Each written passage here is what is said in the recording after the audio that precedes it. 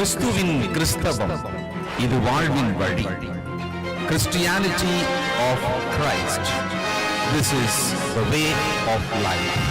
பரிசுத்த ஆண்டவர் இயேசுவின் நாமத்தில் உங்களுக்கு வாழ்த்துக்கள். தேவனுடைய கிருபையும் சமாதானமும் நம் அனைவரோடும் கூட இருப்பதாக. அமெரிக்காவிலே சமீபத்தில் சுடப்பட்ட சார்லி கர்க் அவருடைய சில காணொளிகளை பார்த்து வந்தேன். அதில் ஒரு இடத்தில் உங்கள் வாழ்க்கையில இதுதான் நீங்கள் முக்கியமாக நினைத்து மனதில் வைத்து அதை ஒட்டி வாழ்கிறீர்கள் என்று சொன்னால் அது என்ன அப்படின்னு கேட்டாங்க. ஒரு விஷயம். அப்ப அவர் சொன்னார், ரெண்டு விஷயம் இருக்கு. ஒன்று பொதுவானது, இன்னொன்று வேதத்தில் இருக்கிறது. அந்த முதலாவது என்னன்னா, இதுவும் கடந்து போகும் அப்படின்ற ஒரு விஷயம். இதுவும் கடந்து போகும். These two will pass away. அதிகமான துக்கம், வேதனை, அதுவும் கடந்து போயிடும். அதிகமான சந்தோஷம், அதுவும் கடந்துதான் போகும். நம்ம நிறைய நேரங்களில் இதுவும் கடந்து போகும் போது எதுக்கு மட்டும் நினைச்சுக்கிறோம்னா, துக்கம் வேதனைக்கு மட்டும்தான் நினைச்சுக்கிறோம். அந்த துக்கமும் வேதனையும் கடந்து போகும். ஆனால் மிகப்பெரிய சந்தோஷமாக இருந்தாலும் கூட அதுவும் கடந்து போகக்கூடிய ஒரு நிகழ்வு தான். அது ஒரு அனுபவம் தான். அடுத்த வாழ்க்கையில பல அனுபவங்கள் நமக்கு வந்துகிட்டே இருக்கும். இரண்டாவது, ரோமர் 8:28 தான் நம்புவதாக சொன்னார். ரொம்ப நல்லா தான் இருந்தது. நான் கிறிஸ்துக்குள்ள கீழ்ப்படிந்த நாளிலேயே அப்பொழுது என்னுடைய மனதிலே, என் வாழ்க்கையிலே மிக முக்கியமான ஒரு வசனம் என்று சொன்னால் இந்த ரோமர் 8:28 தான். அதுல நிபந்தனை இருக்கிறது, பலன் இருக்கிறது. நிபந்தனை என்ன? தேவனிடத்திலே அன்பு கூறுகிறவர்களுக்கு நிபந்தனை. பலன் என்ன? சகலமும் நன்மைக்கு ஏதுவாக நடக்கிறது பலன்.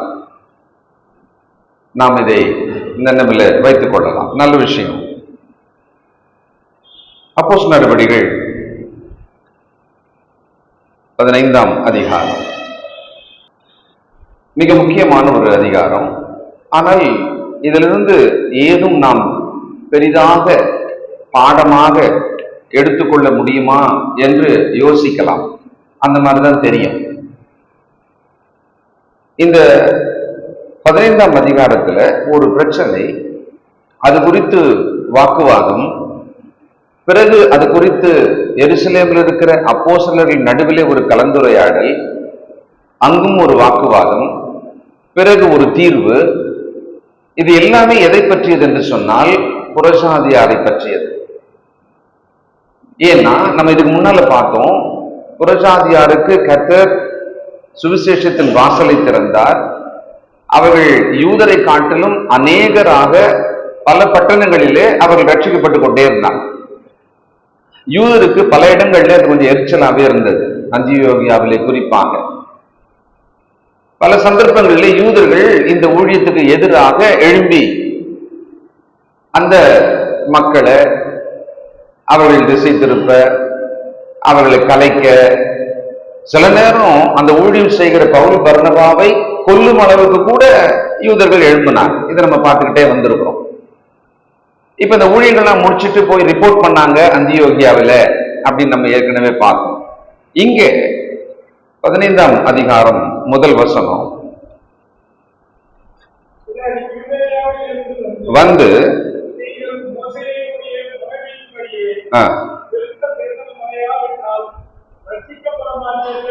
என்று சகோதரருக்கு போதகம் பண்ணினார்கள். இப்போ சகோதரருக்குன்னா அவங்க யாரு? ஏற்கனவே கிறிஸ்துக்குள்ள இருக்கிறவங்க. அவங்களுக்கு என்ன பண்ணிருக்காங்க? யூதேயாவில் இருந்து சிலர் வந்து, நீங்கள் மோசேயினுடைய முறைமையின்படி விருத்த சேதனம் பண்ணப்படாவிட்டால் ரட்சிக்கப்பட மாட்டீர்கள். ரொம்ப வித்தியாசமானதா இருக்கு, ஆனா மறுக்க முடியாததாகவும் இருக்கு. ஏன்னா அவங்க பைபிளுக்கு வெளியில இருந்து ஒண்ணு சொல்லியிருந்தாங்கன்னா இவங்க உடனே மறுத்திருப்பாங்க. ஆனா பைபிள்ல இருக்கிற ஒரு விஷயம்தான். ஏற்கனவே 1500 வருஷமாக யூதர்களிடம் இருந்த ஒன்று விருத்த சேதனம் பண்ணப்படுவது. அவங்க தேவனுடைய ஜனம், தேவனை கொடுத்த கட்டளை, இதெல்லாமே தெரிஞ்ச விஷயம்தான். இதுல ரொம்ப ஸ்ட்ராங்கா இருந்த யூதர்கள் என்ன பண்ணிட்டாங்க, ஞானஸ்தானமும் எடுத்துட்ட உடனேயே அவங்களுக்கு இப்போ 2 உறுதிப்பாடு. ஒண்ணு, விருத்த சேதனம் பெற்றதுனாலே தேவ ஜனம், இப்பொழுது கிறிஸ்துக்குள்ள ஞானஸ்தானம் பெற்றதுனாலே அவர்கள் மேசியாவையும் ஏற்றுக்கொண்டு ரட்சிக்கப்பட்டாங்க. அப்படிப்பட்டவங்க என்ன பண்ணிட்டாங்க, நீங்கள் விருத்த சேதனம் பண்ணப்பட வேண்டும். யூதேயாவிலிருந்து வந்திருக்காங்க, யூதர்கள் வந்திருக்காங்க. சகோதரருக்கு போதகம் பண்ணினார்கள். சும்மா ஒரு சஜஷன் மட்டும் சொல்லல, டீச் பண்றாங்க. பாருங்க இந்த வசனம் எப்படி இருக்கு பாருங்க, அப்படித்தானே? அப்போ வசனத்திலிருந்து மார்க்க பிரிவினையார் தவறான உபதேசங்கள்னு நமக்கு தெரியுது, ஆனா அவர்கள் அதை போதகம் பண்ணுகிறார்கள். தவறான போதனையை வைராக்கியமாக போதனை செய்கிறார்கள். அப்ப இவர்கள் அங்கு போதகம் பண்ணினார்களாம். 2ஆம் வசனம், அதனாலே அவர்களுக்கும் பவுல் பர்னபா என்பவர்களுக்கும் அவர்களுக்கும் யூதேயாவிலிருந்து வந்து மோசேயின் முறைமையின்படியாக விருத்த சேதனம் பண்ணுங்கள் என்று சொன்னவர்களுக்கும் பவுல் பர்னபாவுக்கும் மிகுந்த வாக்குவாதமும் தர்க்கமும் உண்டான போது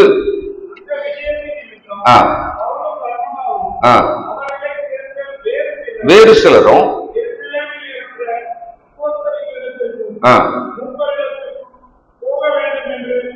தீர்மானித்தார்கள். இப்ப நாம பார்க்க போற விஷயம், நம்முடைய வாழ்க்கையில நாம் கற்றுக்கொள்ள வேண்டிய முக்கியமான ஒரு பாடம். அது என்னன்னா, வாக்குவாதம் செய்வது. இந்த வாக்குவாதம் செய்வது என்பது நமக்கெல்லாம் இருக்கா? நம்ம எல்லாருக்குமே அது தெரியுமா? தெரியும். வாக்குவாதம் பண்ணுவது என்பது நமக்கு பிடிக்குமா அப்படின்னா எல்லாருமே சொல்லிடுவோம், வாக்குவாதம் பண்றது எனக்கு பிடிக்காது அப்படின்னு. ஆனா ஒரு சிலர் வாக்குவாதம் பண்ணுவதில் ரொம்ப பிடித்தமா இருப்பாங்க. பவுல் தீமோத்தேயுக்கு எழுதும்போது சொல்றாரு, வாக்குவாதம் பண்ணுகிற நோய் கொண்டவர்கள் அப்படின்ற. அவங்களுக்கு இந்த ஆர்கியூமெண்ட், வாக்குவாதம் செய்வது, தீவிரமாக வாக்குவாதம் செய்வது, டிபேட் அப்படின்றது ரொம்ப பிடிச்ச விஷயமா இருக்கு. அவங்க அந்த மாதிரி ஒரு டிபேட்டராகவே வளருவாங்க. இந்த வாக்குவாதம் செய்தல் என்ற விஷயத்துல வேத வசனத்தின் ஆலோசனையிலிருந்து நாம் சிலவற்றை கற்றுக்கொள்ள வேண்டி இருக்கிறது. எல்லாரும் கவனமா, நான் இந்த பாடத்தை அப்போஸ்தலர் நடவடிக்கைகள் புத்தகத்தை கல்லூரியில கூட டீச் பண்ணியிருக்கேன். ஆனா இந்த பாடத்தை இந்த கோணத்துல படிக்கும்போது எனக்கு ஆச்சரியமா இருந்தது, எனக்கு பாடமாக இருந்தது. இதை நாம கவனிக்கலாம். வாக்குவாதம் என்பதை விரும்பவில்லை, முதல்ல நம்ம சொல்லிடுறோம். எழுதுறவங்க எழுதிக்கங்க, வாக்குவாதம் என்பதை விரும்பவில்லை. இரண்டாவது, வாக்குவாதத்துல என்ன இருக்கும்? சூடான வார்த்தைகள், ஓங்கிய குரல், கேள்வி பதில், இதெல்லாம் இருக்கும். சூடான வார்த்தைகள் இருக்கும், ஓங்கிய குரல் இருக்கும். அடுத்தது என்ன இருக்கும்? கேள்வி பதில் இருக்கும். இப்போ உதாரணத்துக்கு ஆதியாகமம் 31:36, ஆதியாகமம் 31:36. யாக்கோபுக்கு கோபம் வந்து வாக்குவாதம் பண்ணி, இப்ப கேள்வி கேட்க, நான் செய்த தப்பிதம் என்ன? நான் செய்த துரோகம் என்ன?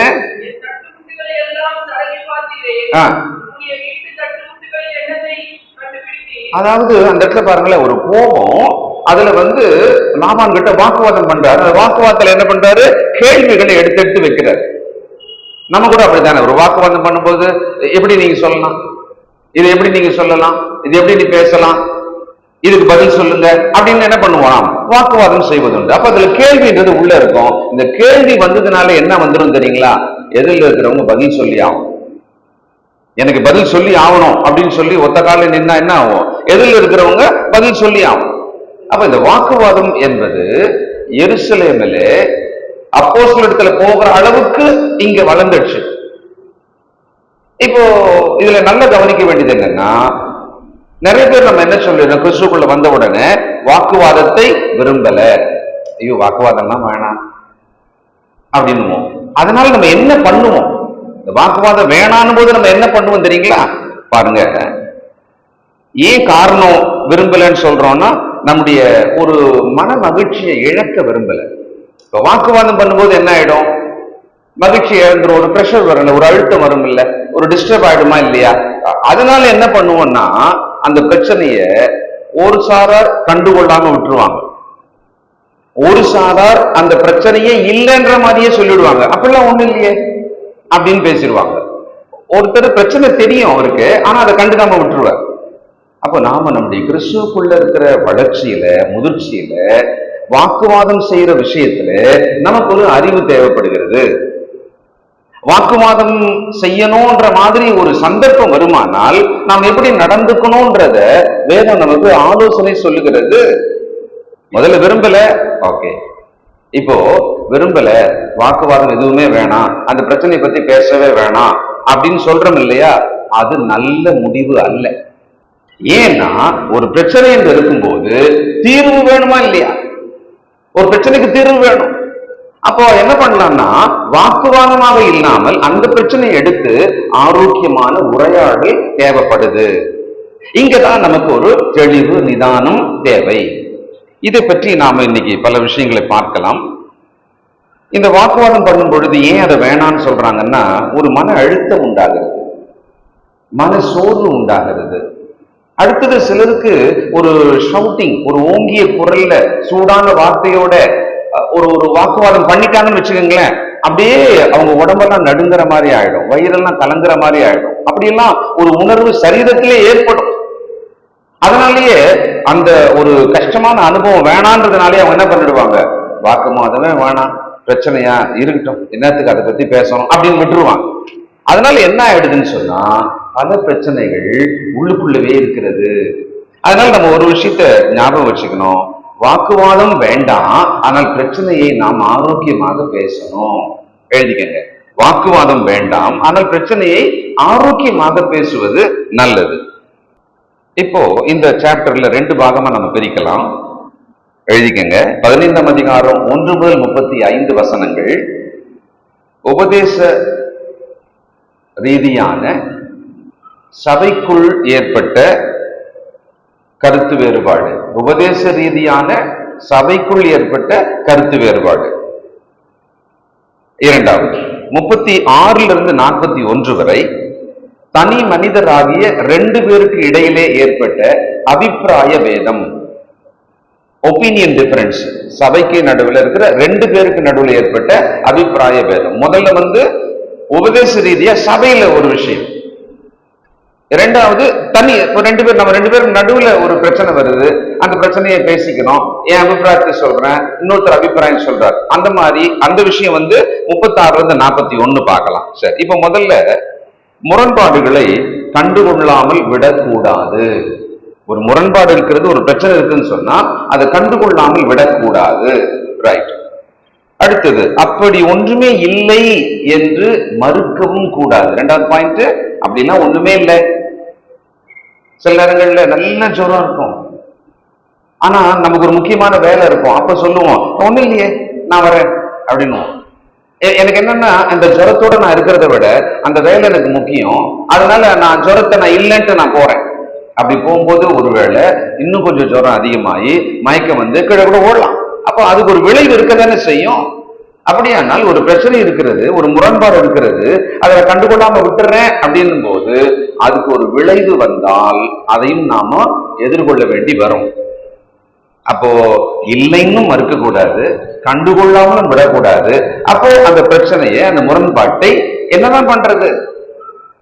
பவுல் கண்டுகொள்ளாமல் விட்டாரா?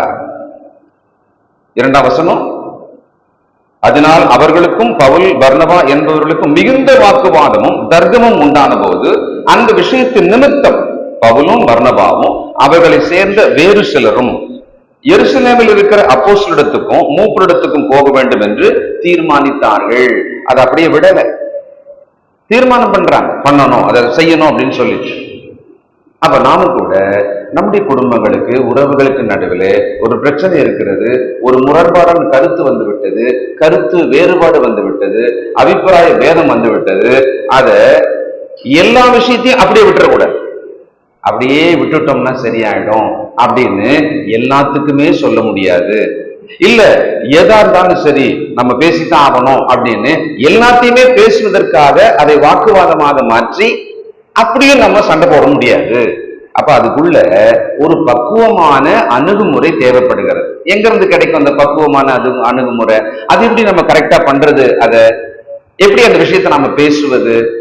அதுக்கு வேதம் நமக்கு சில ஆலோசனைகளை பல இடங்கள்ல சொல்லி வச்சிருக்கு. இன்னைக்கு அதெல்லாம் கேதர் பண்ணி நம்ம பார்க்க போறோம். இப்ப பவுல் கண்டுகொள்ளாம விடல, அதை விவாதிச்சிருக்காரு. அப்போ முரண்பாட்டை அவரு தீர்வை நோக்கி கொண்டு செல்றார். சொல்ல போனா தீர்வுக்கு நாம உதவணும். நாம் சமாதானத்தை விரும்புகிறோம் என்று சொன்னால் ஒரு பிரச்சனைக்கான தீர்வு அதை நோக்கி நாம பேசணும், நாம செயல்படணும். இந்த பாட்டு நம்மளோட தான் நம்ம எடுத்துக்கணும். ஒரு பிரச்சனை இருக்கிறது, தீர்வை நோக்கி போகணும். ஆனா அந்த தீர்வை நோக்கி போகிற விஷயத்துல அதை சமாதானத்தின் தீர்வாக போக, ஒரு நல்ல தீர்வாக போக நான் முடிவெடுப்பேன், அதுக்கு நான் ஹெல்ப் பண்ணுவேன். இந்த பாட்டை நம்ம எடுத்துக்கணும். அப்பதான் நாம் தேவ நீதியின்படியாக நடக்கிறதாக இருக்க முடியும். அடுத்தது, இந்த பிரச்சனை வரும்போது அதுக்காக நாம சரி செய்யணும்னு போராடுவது சரியா? ஒரு பிரச்சனை இருக்கிறது, ஒரு முரண்பாடு வந்து விட்டது, அதை சரி செய்யணும் அப்படின்னு ஒருத்தர் சொல்றாரு, அது மாதிரி போராடலாமா? நிச்சயமாக அதை சரி செய்வதற்கான ஒரு போராட்டமோ ஒரு முயற்சியோ எது வந்தாலும் நம்ம அதை செய்யத்தான் வேணும். ஏன்னா அந்த பிரச்சனை உள்ளுக்குள்ள இருக்கும் பொழுது அது மிகப்பெரிய ஒரு பிளவை ஏற்படுத்துகிறது. அந்த பிளவு ஏற்படாமல் இருக்கணும்னு சொன்னா அந்த பிரச்சனையை அங்கிருந்து சரி செய்து விட வேண்டும். இதுக்கு முன் உதாரணம் என்னன்னா, ஒரு சபையாருக்கு நடுவில் உபதேச ரீதியாக மிகப்பெரிய ஒரு கலக்கம் உண்டானது. சாதாரண ஆள் சொல்லல, யூதேயாவில் இருந்து இந்த யூதர்கள் போதகம் பண்றாங்க. மோசேயை பாருங்க, பிரமாணத்தை பாருங்க, 1500 வருஷம் தேவன் சொன்ன சட்டத்தை பாருங்க, நாங்கள் விருத்தசேதனம் பெற்றோம். அப்படியானால் புறஜாதியாரிலிருந்து கிறிஸ்துக்குள்ள வந்த நீங்களும் ஞானஸ்நானம் எடுத்துட்டீங்க, ஓகே தான், பரவாயில்ல. ஆனால் நீங்கள் விருத்தசேதனம் பண்ணப்பட வேண்டும், இல்லைன்னா நீங்க தேவனுடைய பிள்ளையா இருக்க முடியாது. இதை எஸ்டாப்ளிஷ் பண்றாங்க. ஆனா விருத்தசேதனம் ஒண்ணுமே இல்லை அப்படின்னு சொல்லியாச்சு இயேசுவின் பலியினால. இப்ப இந்த பிரச்சனை வந்தது, இதை ஒரு சாரார் நம்ப ஆரம்பிச்சிட்டாங்க. அவங்க அப்படிங்களா அப்படின்னு பயந்துட்டாங்க. ஏன்னா யூதர்கள் வசனத்துல இருந்து எடுத்து பேசுறாங்க. அப்ப இவங்க பயந்துட்டாங்க. அப்படியே சிலர் விருத்தசேதனம் பண்ண போயிட்டாங்க, ஞானஸ்நானம் பெற்ற பிறகு பண்ண போயிட்டாங்க. இதை பார்த்த உடனே பவுலுக்கும் பர்னபாவுக்கும் துடிக்குது. என்னடா இது, புறஜாதியாரு அவங்களுக்கு நியாயப்பிரமாணமே கிடையாது, அவங்கள கிறிஸ்துக்குள்ள கொண்டு வந்து அழகா வளர்த்துன்னு வந்தா யூதர்கள் இவங்களை கலக்குறாங்களே. நியாயப்பிரமாணத்தை யூதனே கை கொள்ள வேண்டாம், கண்டிஷனர் தான். ஆனா புறஜாதியாருக்கு நியாயப்பிரமாணத்தை கொண்டு வந்து திணிக்கிறானே, இது என்ன தேவையில்லாத புது பிரச்சனையா இருக்கிறது என்று உபதேச ரீதியான இந்த பிரச்சனையை கையாளுவதற்காக ஒரு முயற்சியை பவுலும் பர்னபாவும் ஏறெடுக்கிறாங்க. இப்ப இந்த வசனம் படிக்கும் போது உங்களுக்கு ஒன்று தோணுதான் பாருங்களேன். 2ஆம் வசனம், அது 2வது பாகம். பவுலும் பர்னபாவும் கவனிங்க, அவர்களை சேர்ந்த சிலரும் எருசலேமில் இருக்கிற அப்போஸ்தலரிடத்துக்கும் மூப்பரிடத்துக்கும் போக வேண்டும் என்று தீர்மானித்தார்கள். இப்போ பவுல் மிகப்பெரிய அப்போஸ்தலன் தானே, வரம் பெற்றவர் தானே. அவரு எத்தனை திரளான ஜனங்களுக்கு, அதிகாரிகள், ராஜாக்கள், எந்த பிரச்சனையுமே கிடையாது, ரொம்ப தைரியமா பேசுறவர் தானே. அப்போ ஏன் அவர் இந்த பிரச்சனையை தீர்க்க அவர் பேசிடக்கூடாது? அந்த நேரத்துல நான் யாரு, நான் எந்த அளவுக்கு ஒரு அந்தஸ்து அல்லது கௌரவம் உள்ளவன், நான் எவ்வளவு பெரிய லீடர் அப்படின்னு அவர் நினைக்கவே இல்லை. அவர் எதை நினைச்சிருக்கிறாருன்னா பிரச்சனைக்கு தீர்வு. எவ்வளவுதான் சில நேரத்துல பெரியவங்க அதான் சொல்லுவாங்கப்பா, யார் சொன்னா என்ன, இந்த பிரச்சனைக்கு தீர்வு கிடைக்குதா அதை பாருங்க, நல்ல விஷயம், நல்ல ஆலோசனை, யார் சொன்னா என்ன, அதை செஞ்சிட்டோம்னா இந்த பிரச்சனை தீந்துருமா, எடுத்துக்கப்பா, அதை எடுத்துக்கலாம் அப்படின்னு சொல்லுவாங்க இல்லையா. அப்போ பவுலும் பர்னபாவும் முதலாவது சுவிசேஷ பயணத்தை முடிச்சுட்டாங்க, அவ்வளோ பெரிய ஒரு டிராவல் பண்ணிட்டாங்க. ஆனால் இந்த பிரச்சனை வந்த உடனே நாம் எருசலேமில் இருக்கிற மூப்பரிடத்திற்கும் அப்போஸ்தலருக்கும் போகலாம்னு உடனேயே வேணா நீங்கெல்லாம் போயிட்டு வாங்க அப்படி சொல்லல. அந்த இடத்துல பவுல் தன்னை பெண்ணுக்கு இழுத்துக்கொண்டு இந்த பிரச்சனைக்கு தீர்வு வர வேண்டும் என்று அப்போஸ்தலர்களை, அவங்க சீனியர், அவர்களை அணுக அவர் தன்னை தாழ்த்தினார் என்பதை நாம் பார்க்கிறோம். அப்போ பிரச்சனை வரும்போது, தீர்வை நோக்கி போகும்போது, ஒருவர் வயதால் மூத்தவரா இருக்கலாம், அனுபவத்தால் பெரியவரா இருக்கலாம், அல்லது அந்தஸ்துல பெரியவரா இருக்கலாம். அப்படிப்பட்டவர்களாக இருந்தாலும் கூட இந்த பிரச்சனைக்கான தீர்வு வரும்போது ஒரு ஸ்டெப் பின்னால போகணும்னு என்ன பண்ணலாம்? பின்னால போயிடலாம். இந்த பாடத்தை நாம அப்போஸ்தலனாகிய பவுல் பர்னபா கிட்ட கற்றுக்கொள்கிறோம். யூதா 3வது வசனம். இந்த போராட்டம் எதை மையமாக கொண்டது?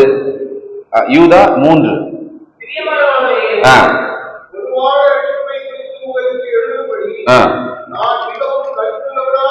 இருக்கையில்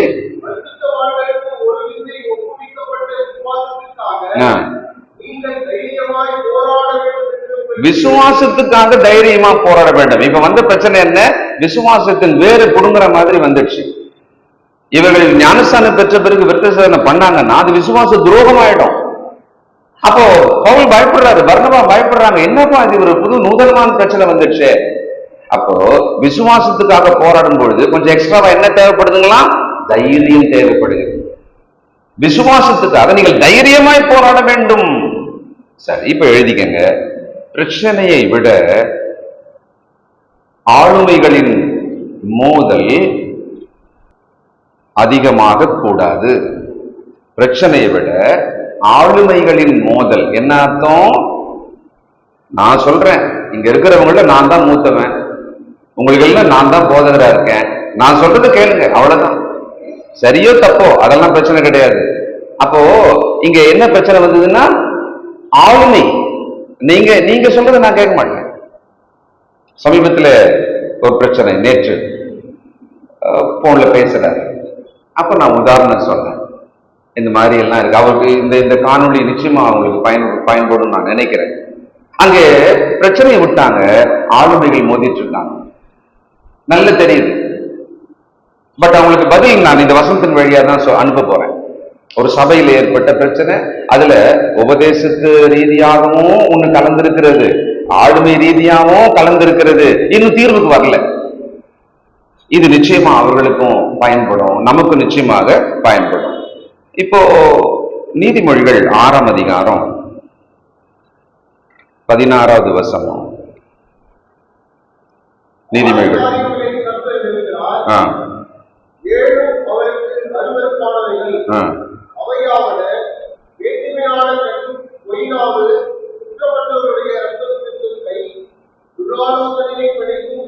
துராலோசனையை பிணைக்கும் இருதயம். 19. அபத்தம் பேசும் பொய் சாட்சி. சகோதரருக்குள்ளே விரோதத்தை உண்டு பண்ணுதல். அப்போ ஆளுமைகளுக்கு நடுவில் இது பிரச்சனையா மாறிடும். நான் சொல்றேன் கேட்கலையா அப்படின்ற மாதிரி ஆயிடும். ஆனால் அந்த பிரச்சனையை விட்டுட்டு நம்ம விலகிட்டோம் அப்படின்னா பிரச்சனைக்கு தீர்வு வராது. இந்த விஷயத்துல தேவ ஞானத்தை நம்ம கேட்கணும்.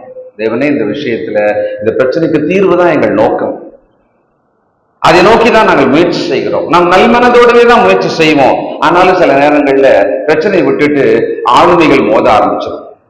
அந்த விஷயத்தில் நமக்கு கவனம் தேவை. கலாத்தியர் 2ஆம் அதிகாரம். இந்த விஷயத்தை கலாத்திய சபைக்கு பவுல் நினைவு கூறுகிறார். 5ஆம் வசனம்.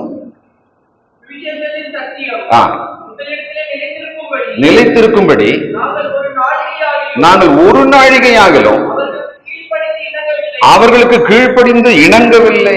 ஒரு நாழிகை கூட நாங்கள் இணங்கல. ஏன்னா எங்களோட நோக்கம் நீங்கள் சுவிசேஷ சத்தியத்துல நிலைத்திருக்கணும்ன்றதுதான். நாங்க அவங்க முகத்தை பார்க்கல, அந்த மனுஷங்க பார்க்கல, அவங்க இவ்வளவு காலம் இருக்கிறவங்களாச்சு, இவ்வளவு பெரியவங்களாச்சு அப்படின்லாம் நாங்க பார்க்கல. சுவிசேஷன் சத்தியத்துல நீங்கள் நிலைக்கணும்ன்றதான் நாங்க பார்த்தோம் அப்படின்ற. இப்போ அப்போஸ்தலனாகிய பவுலோட நிலைப்பாடு ரொம்ப தெளிவா சொல்றாரு. நம்ம சில நேரம் ஏன் நம்ம மனிதரை பார்க்கறோம் தெரியுங்களா?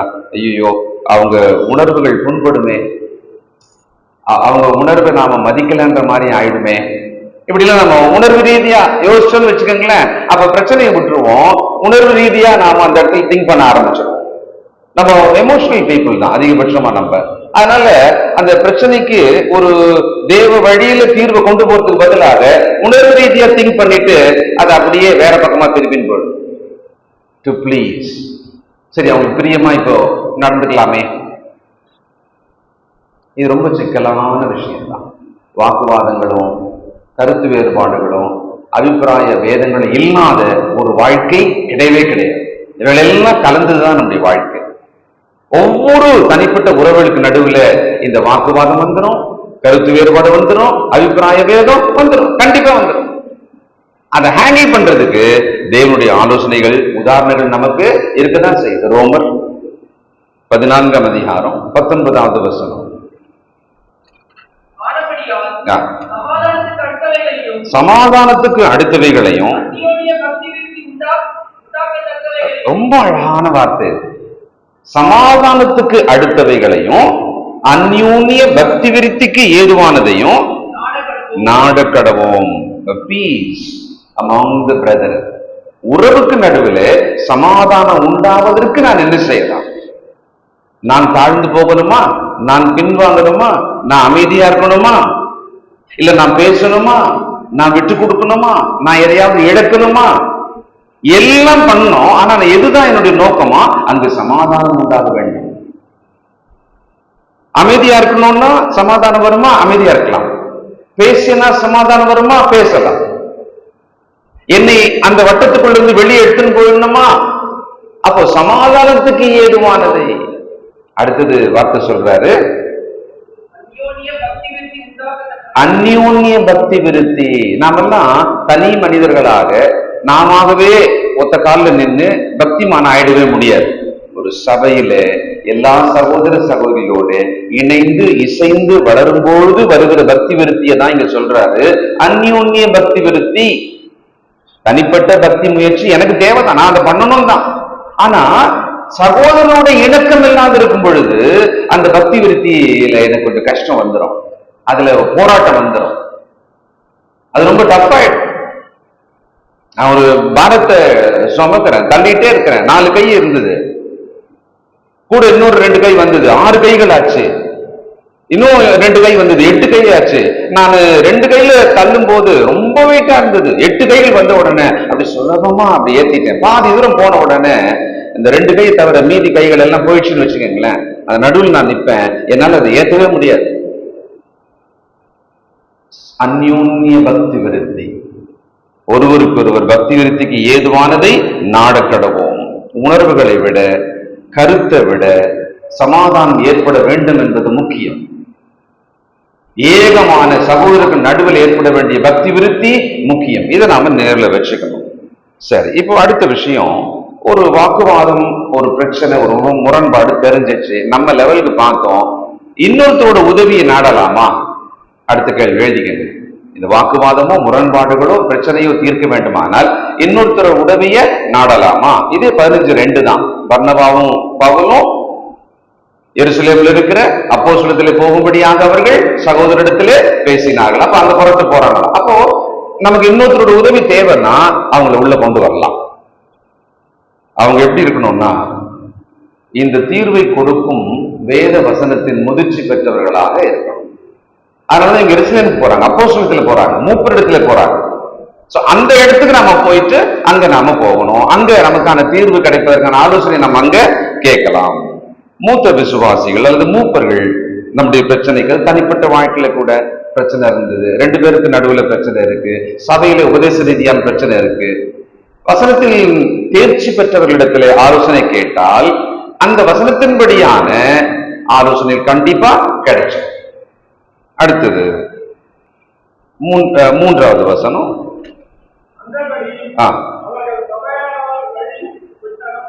வழிவிட்டு அனுப்பப்பட்டு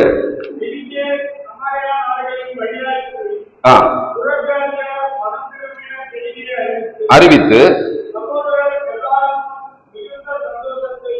அப்போ இவங்க புறப்பட்டுட்டாங்க, போயிட்டே இருக்கிறாங்க. போகும்போது வழியில புறஜாதியார் மனம் திரும்பின செய்தியை அறிவித்து. இப்ப பிரச்சனை வந்தது புறஜாதியாருக்கு தான், அவங்களுக்கு தான் இப்ப பிரச்சனை வந்துச்சு. யூதர்கள் வந்து விருத்த சேதனம் பண்ணணும், நீ ஞானஸ்நானம் எடுத்தா கூட பரவாயில்ல, நீ விருத்த சேதனம் பண்ணணும், அப்பதான் நீ ரட்சிக்கப்படுவேன்ட்டான் தெளிவா. ஆனா அத மனசுல சுமந்துகிட்டு அந்த பாரத்தோட இவங்க போறாங்க. போகும்பொழுது புறஜாதியாரை கர்த்தர் ரட்சித்ததை சொல்லிக்கிட்டே போயிட்டே இருக்கிறார். இப்போ பவுல் போறாரு, அவர் என்ன நினைச்சிட்டு போவாரு? வர்ணமா போறாங்க. என்ன நினைச்சிட்டு போவாங்க? இன்னொருத்தரோட உதவியை தேடி போறாங்க. சரி, அந்த உதவி தேடி போகும்போது எருசலேமுக்கு தானே போறாங்க. பவுலுக்கும் எருசலேமுக்குமான ஒரு தொடர்பை கலாத்தியர்ல இந்த சூழ்நிலையில அவர் சொல்றாரு. இப்ப கலாத்தியர்ல போய் பார்க்கலாம். கலாத்தியர் 2ஆம் அதிகாரம் தொடர்ந்து கவனிச்சுட்டே இருந்தா இது நமக்கு விளங்கும். 3வது வசனம். ஆனாலும்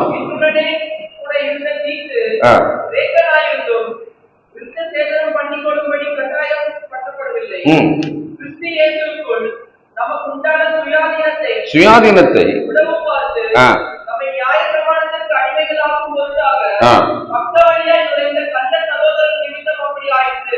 பக்க வழியாய் நிறைந்த கள்ள சகோதரர் நிமித்தம் அப்படி ஆயிற்று. ஒரு ப்ராப்ளத்தை இங்க ரைஸ் பண்றார். விருத்த சேதனம் பண்ணப்படுவது அப்படின்ற விஷயத்துல சிலர் அந்த மாதிரி சொல்லி உபதேச ரீதியாக குழப்பிட்டாங்க. அப்ப பாருங்களேன், அப்போஸ்தலனாகிய பவுலுக்கு தனிப்பட்ட விதத்துல இந்த மாதிரி ஒரு பிரச்சனையே வந்திருக்கிறது. கர்த்தருடைய வசனங்களை நாம் கேட்டு அதில் வளர்ந்து கொண்டிருக்கும் பொழுது நமக்கு உபதேச ரீதியான பிரச்சனை. ஏன்னா இன்னைக்கு நிறைய காணொளிகள், நிறைய உபதேசங்களை டிவியில இதுல பார்த்துக்கிட்டே இருக்கலாம்.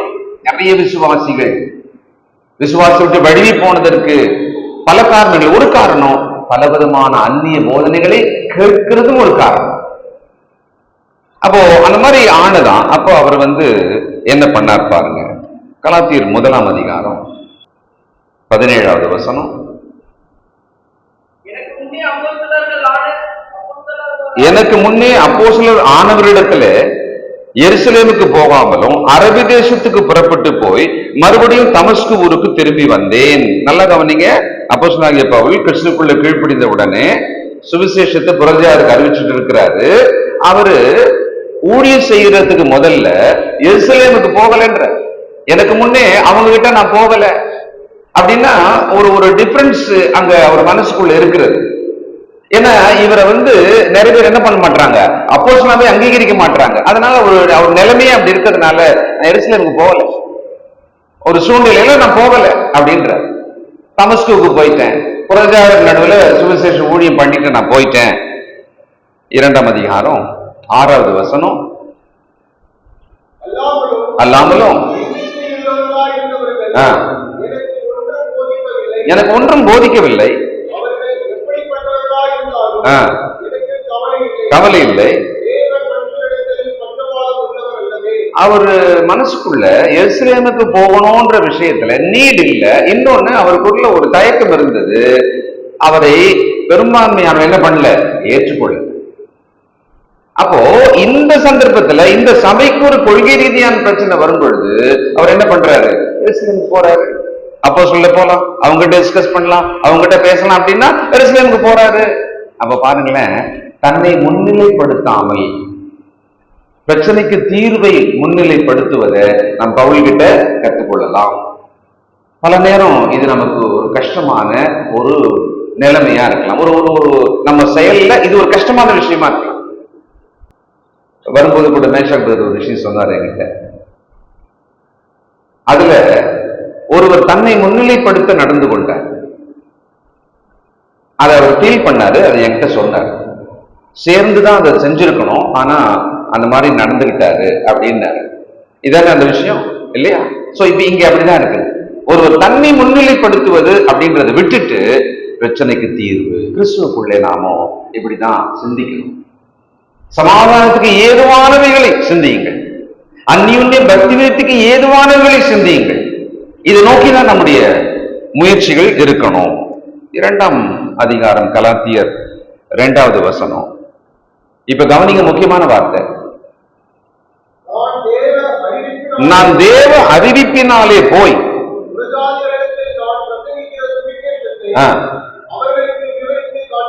எங்க எருசலேமுக்கு போனாராம். முன்னால வசனம் பாருங்க, எருசலேமுக்கு போனேன், போயிட்டு அங்க என்ன சொல்றாரு, தேவ அறிவிப்பினாலே போய்.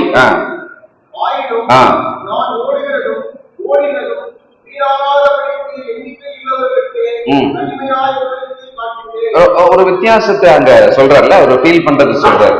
எண்ணிக்கை உள்ளவருக்கு மாத்திரம் தான் பேசினேன், எருசலேமுக்கு நான் போனேன், என் ஊழியத்தை பத்தி ரிப்போர்ட் பண்ணேன், ஆனா எல்லார்கிட்டையும் போய்க்கலாம் நான் பேசல அப்படின்றார். ஆனால் ஒரு பிரச்சனை வந்த பொழுது எருசலேமுக்கு போய் அங்க அப்போஸ்தலர்கிட்ட பேசலாம் அப்படின்னா வாங்க பேசலாம், தீர்வு தான் வேணும், பிரச்சனைக்கு தீர்வு தான் வேணும், வாங்க போலாம் அப்படின்னு அவர் புறப்பட்டு போயிருக்கிறாரு.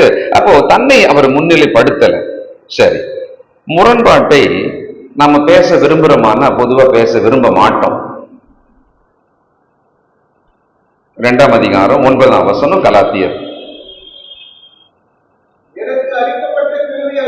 அறிந்தபோது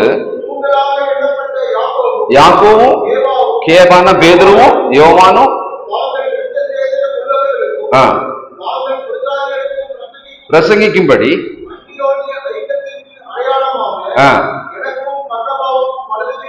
இங்க எந்த இடத்த சொல்ற தெரியுங்களா? இந்த பிரச்சனைக்கு எருசலேமுக்கு போனாங்கல்ல, அங்கெல்லாம் பேசினாங்கல்ல, 5ஆம் அதிகாரத்தில் நடந்த அனுபவத்தை கலாத்தியர்ல எழுதி இருக்கிறார். நாங்க போனோம், பேசணும், அங்க இருந்தாங்க, நாங்க யூதர்களுக்கு எருசலேம்ல நாங்க டீச் பண்றோம், நீங்க புறஜாதியாருக்கு ஊழியம் பண்ணுங்க அப்படின்னு சொல்லிட்டு அங்க என்ன கொடுத்தாங்களாம்? வலதுகை கொடுத்தாங்க. எதை காண்பிக்கிறது? Have peace. வலதுகை கொடுத்தார்களாம், சமாதானம் என்பதாக வலதுகை கொடுத்தார்கள். இப்போ சகோதரர்களுடனே கலந்துரையாடுவதற்கு நமக்கு விசுவாசத்தோடு கூட தைரியம் தேவைப்படுகிறது. ஏன்னா நமக்கு பிரச்சனைக்கான தீர்வு முக்கியம். சரி, அடுத்தது கவனித்து கேட்க கற்றுக்கொள்ள வேண்டும். அப்போஸ்தலர் நடவடிக்கைகள் 15ஆம் அதிகாரம் அடுத்த பாயிண்ட், கவனித்து கேட்க. ஒரு பிரச்சனை வருது, அதை பத்தி பேசுறோம்னா கவனித்து கேட்கறதுக்கான பொறுமை நமக்கு வேணும். பேசுறதுக்கு அவசரம் அப்படின்றத விட ரொம்ப முக்கியம் இந்த டிஸ்கஷன்ல எது இருக்கணுமா? கவனிச்சு கேட்கணும். 6-7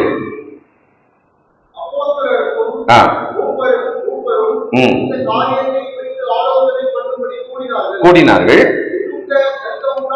மிகுந்த தர்க்கம் உண்டான போது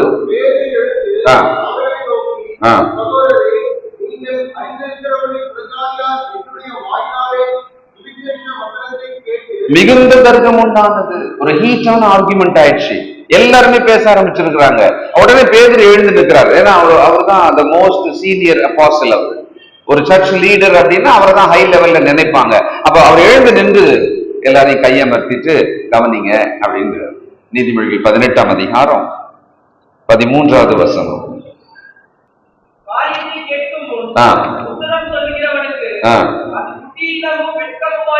காரியத்தை கேட்கும் முன் உத்தரவு சொல்லுவது. ஒரு ஜோக் ஞாபகம் இருக்கா? ஒரு போன் எடுத்துட்டு பேசுறதுக்காக காதில் வச்சுட்டு பேச ஆரம்பிச்ச உடனே இவனை பேசவே விடாம அந்த பக்கம் இருக்கிறவன் பேசிட்டே இருப்பான். இவன் எதையோ சொல்ல வருவான், ஆனா அந்த பக்கம் இருக்கிறவன் பேசிக்கிட்டே இருப்பான். கடைசியில இவன் பேசவே மாட்டான், என்ன சொல்ல வந்தான்றதையே மறந்துடுவான். பல நேரங்கள்ல நம்மிடம் ஒரு பிரச்சனையை பேச வரும் பொழுது அவர்களிடத்துல அவர்கள் சொல்வதை கேட்பதை விட நாம் சொல்வதை அவர்கள் கேட்க வேண்டும் என்று நம்ம அதிக முயற்சி எடுத்துன்னு வச்சுக்கோங்களேன், அந்த தீர்வு வராது. கவனித்து கேட்க வேண்டும். நாம் பேசுறதுக்கு முன்னால, ஒருத்தருக்கு தீர்வு சொல்றதுக்கு முன்னால we should be the good listener. மக்களுக்கு யாரு ரொம்ப பிடிக்கும் தெரியுங்களா? ஒருத்தர் சொல்றத கேட்கிறவங்கள ரொம்ப பிடிக்கும். நம்ம நல்ல ஆலோசனை சொல்றோம் அதனால நம்மள பிடிக்குமா அப்படின்னா, அப்படி யாரை பிடிக்கும்? இவங்க கிட்ட ஆலோசனை கேட்டுக்கலாம் அப்படின்னு யாரை பிடிக்கும்னா, இவங்க சொல்றது நல்லா கேட்கறவங்களா இருப்பாங்க. நம்ம பல நேரம் கேட்பதற்கான பொறுமை இல்லாமல் இருந்து விடுகிறோம். நம்ம ஊர்ல கூட ஒரு பழமொழி, கண்ணால் பார்ப்பது போய் காதால் கேட்பதும் போய் தீர விசாரிப்பது அப்படின்னு ஒரு பழமொழியோட வச்சிருக்காங்க. ஆனா இங்க நம்ம பாக்குறது என்னன்னா, முதல்ல நாம காதால் கவனமாக கேட்கணும், நிதானமா கேட்கணும். நான் சுவிசேஷ வேலை செய்யும் பொழுது, புதிய குடும்பத்தை சந்திக்கும் பொழுது, முதல் முறையாக ஒருத்தரை சந்திக்கும் பொழுது 1 மணி நேரம் 2 மணி நேரம் ஆனா கூட அந்த முதல் சந்திப்புல அவர்கள் மொத்தமாக பேச இடம் கொடுப்பேன். நான் எதுவுமே பேசவே மாட்டேன். உங்களை சும்மா பார்க்க வந்தேன், நீங்க பேசுங்க, நீங்க கேள்வி கேளுங்க, எல்லாத்தையும் வாங்கி வச்சுக்குவேன். அதுக்கப்புறம் என்னுடைய அடுத்த சந்திப்புகள் எல்லாம் இதுக்கான பதில்களை ஒன்னொன்னா கட்டவிழ்த்து சொல்லிக்கிட்டே இருப்பேன். நாம பொதுவாகவே கிறிஸ்துவுக்குள்ளே வளரும் போது, முதிர்ச்சி அடையும் பொழுது நல்ல கவனித்து கேட்பவர்களாக நாம இருக்கணும். அவங்க சென்டென்ஸ் முடியறதுக்குள்ளவே நம்மளுடைய வார்த்தையை உள்ள இன்சர்ட் பண்ணிக்கிட்டே போனோம்னு வச்சுக்கோங்களேன், அவங்க வாக்கியத்தை முடிச்சிருக்க மாட்டாங்க, அதுக்குள்ள நம்ம வார்த்தை உள்ள போயிட்டு அங்க போய் நிற்கும். அப்படி இருக்கக்கூடாது. நான் அந்த மாதிரி தவறு கூட சில நேரத்தில் செய்யறது உண்டு. பொறுமை இல்லாமல் நம்ம அப்படி செஞ்சிருவோம். ஆனா அப்படி இருக்கக்கூடாது. we must be the good listener. மனுஷருக்கு ஒருவர் சொல்ல கவனித்து கேட்பவர்களே ரொம்ப பிடிக்கும். நம்ம கேட்டுட்டு தீர்வு கூட சொல்ல வேணாம், கேட்டதே அவங்களுக்கு ஒரு கம்ஃபர்ட் ஆயிடும்பா. உங்ககிட்ட எல்லாத்தையும் சொல்லிட்டேன், என் மனசுல இருந்த பாரத்தெல்லாம் சொல்லிட்டேன், அதுவே எனக்கு நம்ம ஒரு பெரிய ரிலீஃபா இருக்குன்னு. we must be the good listener. 7 முதல் 11 வாட்சி முடிக்கலாம். அப்போஸ்தலர் 15 உண்டான போது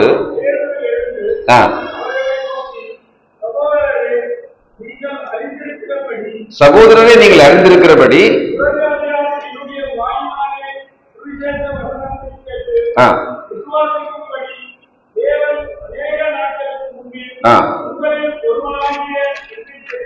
அதாவது கொர்நேலியுடைய மனம் மாற்றத்தை இங்க கொண்டு வந்து பேசுற. ஏன்னா பிரச்சனை என்ன, புறஜாதியாருக்கு நடுவில் யூதர்கள் கலக்கின பிரச்சனை. அப்பா நம்ம எல்லாம் புறஜாதியாரை ஏத்துக்கணும், தேவனே ஏற்றுக்கொண்டார் பாருங்க, இப்ப எனக்கே நடந்தது பாருங்களேன் அப்படின்னு அழகாக அந்த இடத்துல பேர் எழுந்து நின்று அவருடைய அனுபவத்தை தேவ செயலை அங்க சொல்றாரு, எல்லாம் சொல்றாரு. சொல்லிட்டு 10 முதல் இப்படி இருக்க சுமக்க கூடாதிருந்த நுகத்தடியை, அந்த நியாயப்பிரமாணத்தை சீஷர் கருத்தின் மேல் சுமத்துவதனால் நீங்கள் தேவனை சோதிப்பானேன். யூதர்களை பார்த்து பேசுறார், நீங்கள் தேவனை சோதிப்பானேன். கர்த்தராகிய இயேசு கிறிஸ்துவின் கிருபையினாலே அவர்கள் ரட்சிக்கப்படுகிறது எப்படியோ அப்படியே நாமும் ரட்சிக்கப்படுவோம் என்று நம்பி இருக்கிறோம் என்றான். அப்போ ஒரு தீர்வுக்காக அப்போஸ்தலனாகிய பேதுரு தன்னுடைய அனுபவத்தையும் தேவ செயலும் அங்க முன்ன வைக்கிறாரு. அப்போ நாம கிறிஸ்துக்குள்ள ஒரு பிரச்சனைக்கான தீர்வு கொண்டு போகும் பொழுது தேவ வசனங்களையும் தேவ செயலையும் எடுத்து பேசுவது நல்லது. கடவுள் நம்ம முன்னாள் இப்படி பண்ணியிருக்காரு இல்லையா, வசனம் இப்படித்தானே சொல்லுது. இந்த ரெண்டும் நம்ம பேலன்ஸா வச்சுக்கிட்டு அந்த விஷயத்தை பேசணும்னா நிச்சயமா தேவ வழியிலே அந்த பிரச்சனைக்கான தீர்வு, அந்த முரண்பாட்டுக்கான தீர்வு கிடைக்கும். அப்ப இந்த வாக்குவாதம் பண்ற விஷயத்துல தேவ வசனங்களையும் கையாளுற ஒரு நினைவு நமக்கு வேணும். இங்க 15ஆம் வசனத்துல அதற்கு தீர்க்கதரிசியுடைய வாக்கியங்களும் ஒத்திருக்கிறது. ஆமோஸ் 9, 11, 12 மேற்கோள் காமிக்கிறார். போதும், நம்ம சும்மா எழுதிக்கலாம். அப்போ பழைய ஏற்பாட்டுல இருந்து வசனத்தை எடுத்து காமிக்கிறாங்க பாருங்க. அன்னைக்கு உபதேச ரீதியான ஒரு பிரச்சனை, அதற்கு தீர்வு கொண்டு வரும் பொழுது கவனிக்கிறாங்க, கேட்கிறாங்க, தேவ செயலை எடுத்து காமிக்கிறாங்க, தேவ வசனங்கள் எடுத்து காமிக்கிறாங்க. சோ இது எல்லாம் சேர்ந்த உடனே அங்கு ஒரு சரியான தீர்மானமும் அங்கு ஒரு தீர்வும் கிடைச்சது. இது வரைக்கும் நாம மனசுல வச்சுக்குவோம். இதனுடைய அடுத்த கட்டம், நாம் இந்த வாக்குவாதத்தின் தீர்வை நோக்கி, பிரச்சனையின் முரண்பாட்டின் தீர்வை நோக்கி போவதில் இன்னொரு பாடம் இருக்கிறது.